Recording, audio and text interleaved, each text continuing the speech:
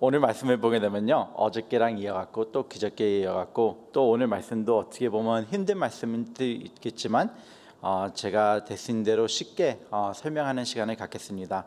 오늘 말씀을 통해서 우리가 세 가지를 보게 되는데, 첫 번째 우리가 보여야 될 것은 번제단, 1절부터 8절에서 나오는 번제단을 보게 될 것이고, 하고 또 두 번째 볼 것은 성막의 틀, 이거는 9절부터 19절에서 나오는 말씀이고, 하고 또 세 번째로 우리가 볼 것은 등불 기름, 20절이랑 22절에서 나오는 것을 우리가 보겠습니다. 그러면 우리가 먼저 번제단을 살펴보는 시간을 갖겠습니다. 이 번제단은 1절부터 8절까지 나오는 말씀입니다. 우선 사진을 보면서 얘기하는 게 더 쉬울 것 같으니까 같이 사진을 통해서 이것을 보는 시간을 갖겠습니다.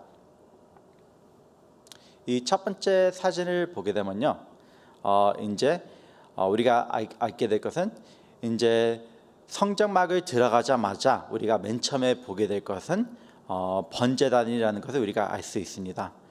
그러니까 성전 안에 들어가려고 하면은 반드시 번제단을 걸쳐야지만 우리가 들어갈 수 있다는 사실을 볼 수 있습니다. 이것은 아주 중요한 의미를 갖고 있는 것을 우리가 알 수 있습니다. 왜냐하면은 아시다시피 하나님의 거룩하시고 인자함을 상징하는 성소 안에 들어가려고 하면은 반드시 걸쳐야 할 것이 번제단이라는 것을 우리는 알 수가 있습니다. 이제 방금 말씀드린 것처럼 1절부터 8절에서는 번제단에 대해서 우리에게 말씀해주고 있습니다. 다음 그림을 한번 보겠습니다. 이 번제단의 모양에 대해서 잠깐 설명을 하는 시간을 갖겠습니다. 이 번제단은 네모난 모양으로 되어 있고, 하고 사이즈가 7피트 반 피트였고, 하고 또 높이는 4피트 반의 높이를 가지고 있었습니다. 하고 옆에다 보이다시피 구멍이 있어갖고 나무를 집어넣었고, 하나님의 성전이 움직일 때마다 쉽게 이동할 수 있도록 만들어진 것을 우리가 볼 수 있습니다. 하고 여기서 또 한 가지 특징한 것을 볼 수 있는데, 우리가 어저께 본 구절이랑 그 전 구절에 보면은 성전 안에 있는 모든 것들이 대부분 금으로 만들어 있는데, 여기는 금으로 만들어지지 않고 녹으로 만들어진 것을 우리가 볼 수 있습니다. 우선 이 번제단은 조각목으로 만들어져 있는데, 이 조각목을 노스로 덮은 것을 볼 수 있습니다. 왜 이 조각목을 녹으로 덮었을까요? 우선 왜 녹으로 덮었냐면은 녹으로 덮어야지 나무가 타지 않고, 하고 또 녹이 무엇을 상징하는지가 또 나오는데, 이 녹이 바로 하나님의 죄의 심판을 상징하는 것을 우리는 알 수 있습니다. 하고 또 여기서 신기한 것을 보게 있는데, 다시 한번 그 그림을 우리가 보게 되면은 이 번제단 코너마다 네 가지의 뿔을 볼 수 있습니다. 각 모서리마다 네 가지의 뿔을 볼 수 있습니다. 이 뿔은 또 아주 중요한 의미를 가지고 있는 것을 우리는 알 수 있습니다. 이 뿔은 하나님의 능력과 하고 또 구원을 상징하는 것을 우리는 알 수 있습니다. 우리가 누가복음에 와서 누가복음 1장 69절을 읽어보면은 바로 예수님께서 구원의 뿔이라고 설명하는 것을 또 우리가 알 수 있습니다. 하고 또 신기한 점은, 우리가 구약을 읽다 보면은 가끔씩 이 번제단에 있는 뿔을 사람들이 붙잡는 우리가 이야기를 가끔씩 읽게 되는데, 이 의미는 만약에 사람이 아주 큰 죄를 져갖고 목숨이 뺏기려고 할 때 나를 살려주세요라고 할 때 어떻게 하냐면은 번제단에 가서 이 뿔을 붙잡으면은 이제 살 수 있다는 의미를 갖고 있기도 합니다. 그렇기 때문에 열왕기왕 1장에서 우리가 알다시피 다윗의 아들 중에 아도니아가 있는데, 아도니아가 솔로몬 대신 내가 왕이 되고 싶다고 했을 때 이제 다윗이 이제 하나 갖고 아들 솔로몬을 왕을 세우고, 그 소식을 들은 후에 이제 아도나가 나 죽겠구나, 어떻게 하지, 살려주세요 하면서 어떤 일을 했냐면은 번제단에 가서 이 뿔을 붙잡은 일을 우리가 알 수 있습니다. 그렇다면 우리가 이 번제단을 우리가 지금 방금 봤는데 이 모양을 보았고 크기를 보았고 하고 또 무엇으로 만들어졌는지 우리가 보았는데 그렇다면 이 번제단이 무엇에 사용이 되었을까요? 당연히 번제단에 사용된 이유는 제물을 바칠 때 하나님께 제물을 바칠 때 사용되는 것을 우리는 알 수 있습니다. 쉽게 생각하려면은 이 번제단을 우리가 이제 고기를 구울 때 밖에 공원 나가서 고기를 구울 때 바베큐 그릴 같은 이제 그 생각을 가지시고 보면은 더 이해가 쉬울 것 같습니다. 다음 그림을 한번 또 보겠습니다. 이게 바로 번제단의 모습인데 번제단의 이제 신기한 것은 번제단은 녹으로 만들어져 있고 하고 위에는 노스로 된 그물이 되어 있습니다. 왜 노스로 된 그물이 있냐면은 그 위에 바로 제사를 올려갖고 구울 수 있도록 하기 위해서 있습니다. 하고 이 그림에서 보았던 것 같이 밑에도 이제 열림이 있는데 밑에는 왜 이렇게 모양이 되어 있냐면은 그 밑에다 나무도 집어넣고 하고 공기도 통하고 하고 나중에 재가 빠지면은 그 밑에서 재를 이제 꺼낼 수 있도록 만들어졌기 때문에 이런 모양을 갖추고 있습니다. 알다시피 하나님 앞에 나와서 우리가 제사를 드릴 때 어떻게 해야지 제사를 드릴 수 있죠? 우리가 구약 성경을 보면 우리가 알게 되는데 우리가 하나님 앞에 나가서 제사를 드릴 때 아무 동물을 그냥 가지고 올 수 있는 건 아니죠. 우리가 동물을 가져왔을 때 하나님께 양과 소를 가져왔을 때 이 동물에 아무 흠이 없는 아무 문제가 없는 동물을 하나님께 제사로 바쳐야 된다는 것을 우리는 알 수 있습니다. 그렇다면 이 제사를 하기 위해서 이제 동물을 갖고 오는데 이 양을 갖고 오는데 이 양을 제사할 때 무슨 프로세스를 겪어야 할까요? 우선 동물을 갖고 왔을 때 만약에 양을 갖고 온다. 그러면 이 제사를 드리기 전에 어떤 모습을 하냐면은 이제 그 제사를 가져온 사람이 양의 머리에 손을 얹게 됩니다. 왜 양의 머리에 손을 얹나 하면은 이게 바로 이제 여기에 이 손을 얻으면서 있는 심보가 있는데 이게 무슨 뜻을 의미하냐면은 하나님 저는 죄인입니다. 하지만 저의 죄를 이 양에게 옮겨 주세요라고 하는 의미를 가지고 있습니다. 그렇기 때문에 죄인이 양을 가져와서 우선 양의 머리에 손을 대면서 하나님 저의 죄를 이 양에게 바칩니다 하면서 이제 이 양이 그 죄인에 대신하여서 이제 제사를 받고 죽임을 당하는 것을 우리가 보게 됩니다. 이것이 바로 대속죄라고 하는 것인데 영어로는 substitutionary atonement이라는 것입니다. substitute는 우리가 많이 들었을 것 같은데 바뀐다, 대신 나간다는 거죠. 운동 경기에서도 선수들을 교체할 때 바로 substitute이라고 하죠. 이와 같이 내 대신 이 동물을 주님 바칩니다라고 하는 의미를 가지고 있습니다. 알다시피 죄의 결과는 죽음입니다.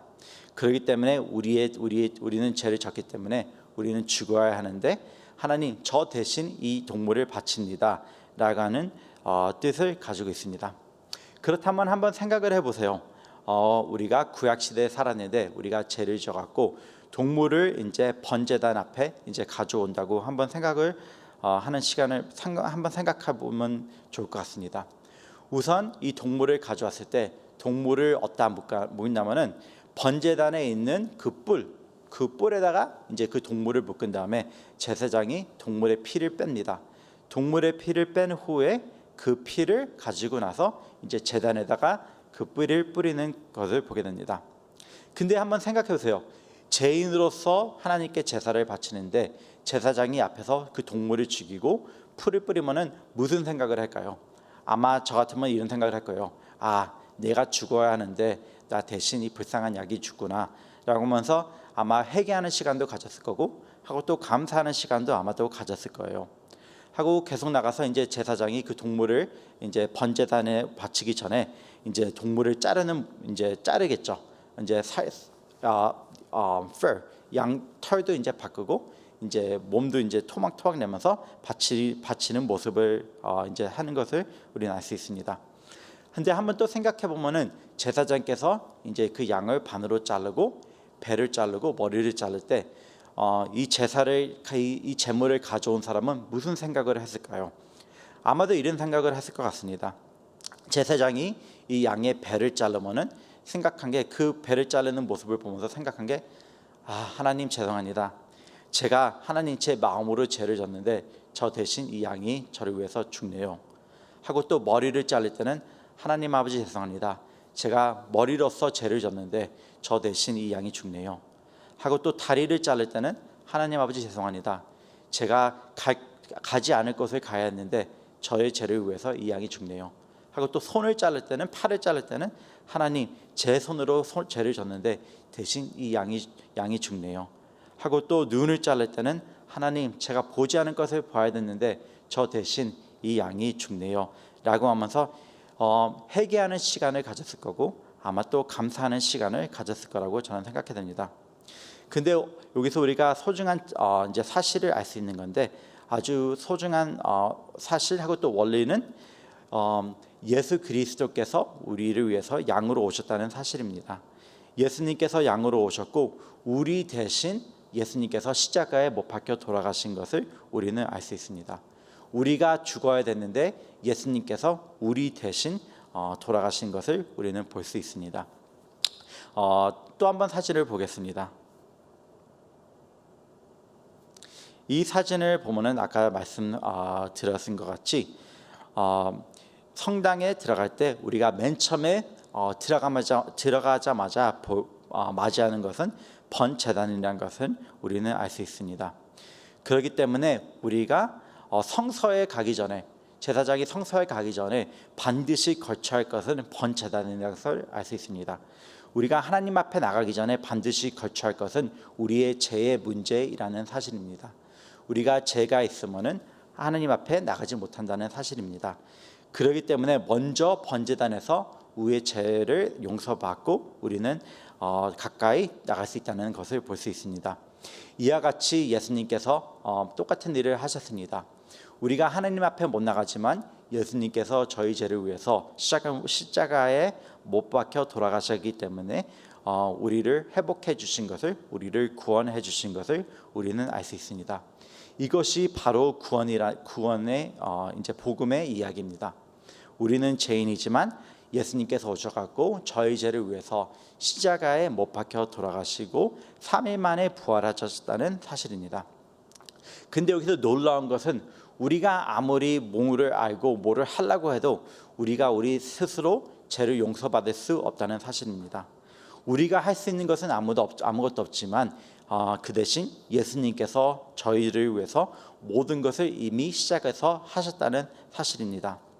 때로는 우리가 막 우리 뜻대로 우리가 하고 싶은 대로 막 하면서 하나님 난 할 수 있어요. 나는 이거를 하기 때문에 주님 저 용서받을 수 있어요 라고 착각할 수 있습니다.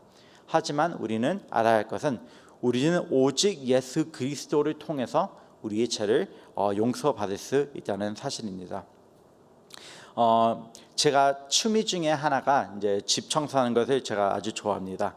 항상 일주일에 적어도 한 번은 제가 베이킹을 하고 설거지도 하고 그런 거를 참 좋아합니다.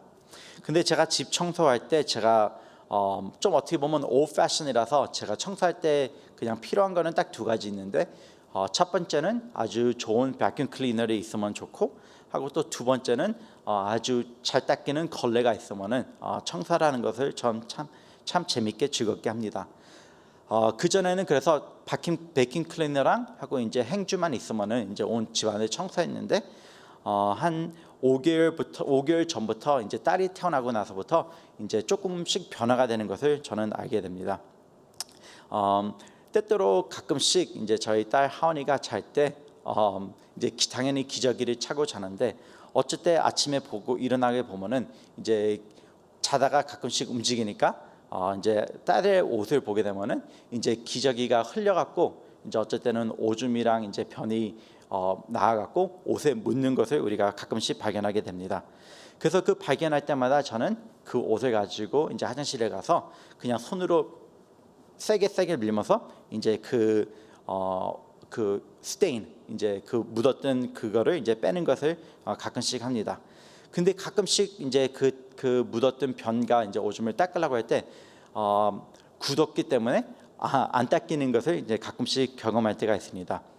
그래서 그것을 이제 보던 제 와이프가 이제 하루는 이제 인터넷을 이제 검색하면서 저한테 와갖고 이제 내가 이 물건을 봤는데 이 스프레이를 이제 뿌리면은 이것을 이제 문질리지 않고 이제 금방 나오게 하는 거니까 이거를 사라고 저한테 얘기를 했습니다. 근데 와이프가 저한테 그 얘기했을 때 저는 그냥 와이프를 말을 믿지 않고 그냥 그랬습니다. 아마 이 사람들은 돈 벌기 위해 갖고 이렇게 만든 건데 손으로 빠는 게 제일 최고라고 저는 이렇게 말을 했습니다. 하지만 와이프가 이제 저에게 선택을 해갖고 이제 이 물건을 사게 됐습니다. 근데 이 설명서를 봤는데 신기한 것은 이 아기의 변과 오줌을 이제 닦으려면은 어떻게 하냐면은 이 스프레이를 가지고 그냥 그 변과 이제 오줌 묻은 것에 칙칙칙 하면서 한 3-4번 뿌리고 나서 10분 동안 그냥 그대로 놔두고 아무것도 하지 않고 그냥 뜨거운 물 밑에 이렇게 헹구면은 이제 바로 나온다는 것이었습니다. 그래서 저는 그것을 맨 처음에 봤을 때 믿지 않았습니다. 어떻게 이거 빨지도 않는데 그냥 뿌려갖고 나올까라고 해갖고 그거를 산 뒤에도 저는 계속 손으로 빨았습니다. 근데 그 손으로 빠는 것을 보고 저희 와이프가 저한테 얘기했습니다. 그거 빨 필요 없고 그냥 이거 스프레이 하면 돼요라고 얘기해갖고 제가 와이프한테 얘기했어요. 그러면은 내가 이번에는 내가 손으로 빨고 다음에 이제 하은이가 또 다시 이제 옷에 묻히면은 이제 뿌려갖고 한번 비교를 해보자고 얘기를 했습니다.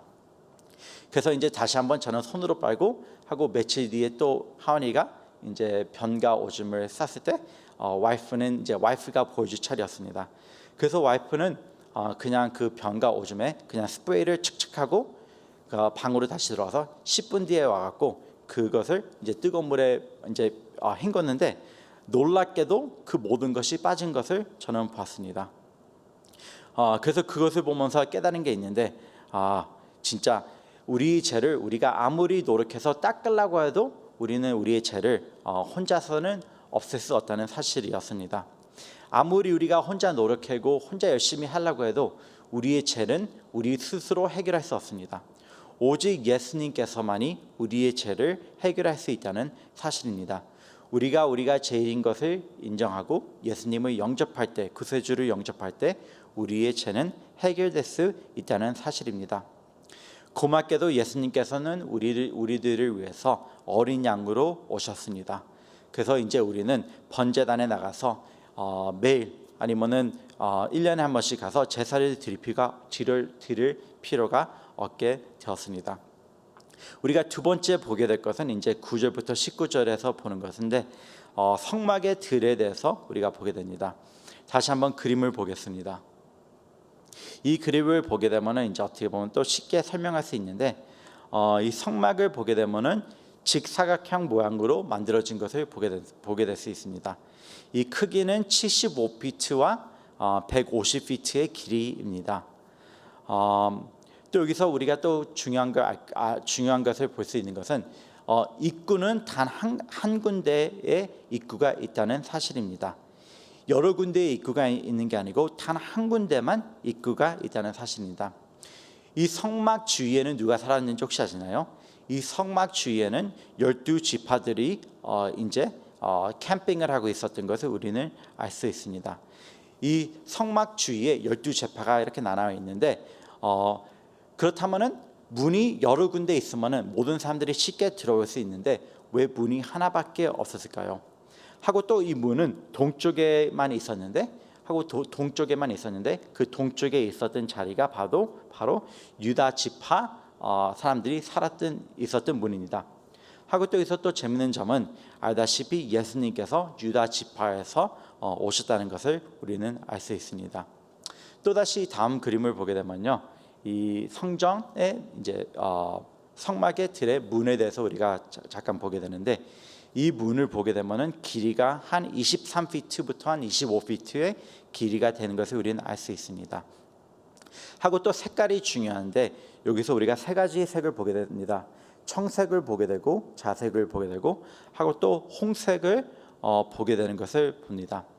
우선 첫 번째 보는 것은 청색, 그러니까 파란색을 보게 되는 겁니다. 이 파란색을 보게 되면은 무엇을 생각해야 될까요? 당연히 하늘을 생각하게 되고, 하고 또 이 청색에 담긴 의미는 생명을 담긴 색입니다. 생명의 색. 그러므로 예수님을 우리가 비교할 수 있는데, 이와 같이 우리가 하나님께 갈 길은 오직 한 길, 오직 예수 그리스도만을 통하여서만 우리가 하나님 앞에 나갈 수 있는 것을 우리는 알 수 있습니다. 우리가 이 성전막에 들어가려면 오직 한 문을 통해서 들어가시피, 우리가 하나님께 나가려면 오직 예수 그리스도를 통해서 우리가 들어갈 수 있는 것을 보게 됩니다. 이 청색을 보면서 우리가 알 수 있는 것은, 이 청색은 하늘색 또한 생명의 색인데, 바로 하나님께서는, 이제 예수님께서는 천국에 계신 분이고, 하고 또 예수님께서는 생명이 되신 예수 그리스도라는 사실을 우리는 알 수 있습니다. 하고 또 두 번째 색은 자색입니다. 자색을 이제 쉽게 말하면 이제 보라색인데, 이 보라색은 무슨 의미를 가지고 있냐면 왕권의 색이라고 합니다. 왕권의 색. 근데 또 예수님의 삶을 보면 우리가 알다시피 예수 그리스도는 왕이신 것을 우리는 알 수 있습니다. 하고 또 세 번째 색은 홍색입니다. 붉은색, 빨간색. 알다시피 홍색은 피의 색을 의미하고 있습니다.